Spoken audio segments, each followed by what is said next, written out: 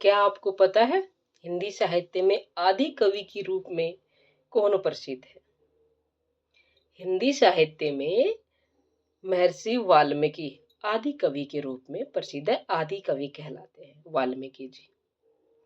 फिर हिंदी साहित्य के प्रथम कवि कौन है? हिंदी साहित्य के प्रथम कवि हैं सरहद विद्यापति, आदिकालीन कवि विद्यापति, जिनको मैथिल कोकिल के नाम से जाना जाता है, अभिनव भारत के नाम से जाना जाता है, अभिनव जयदेव के नाम से जाना जाता है विद्यापति जी को। और हिंदी साहित्य में प्रथम गीतकार भी विद्यापति जी हैं। सूरदास जी, इनको पुष्टि मार्ग का जहाज कहा गया है और साथ ही ये वात्सल्य सम्राट है।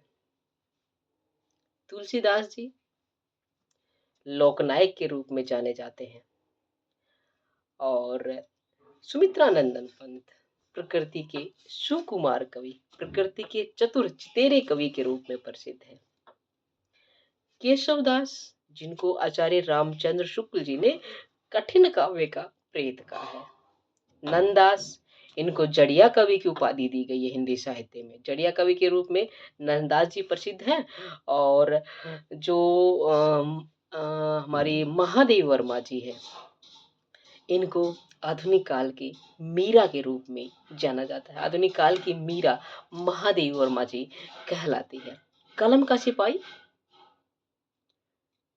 मुंशी प्रेमचंद, कलम के सिपाही मुंशी प्रेमचंद जी कहलाते हैं। उपन्यास सम्राट भी मुंशी प्रेमचंद। देखिए, वात्सल्य सम्राट, वात्सल्य रस में माहिर सूरदास जी थे और उपन्यास लेखन में उपन्यास सम्राट के रूप में मुंशी प्रेमचंद जी प्रसिद्ध हैं। उपन्यास सम्राट, जिनका गोदान महाकाव्यात्मक उपन्यास रहा है, इनकी प्रसिद्धि का आधार स्तंभ है।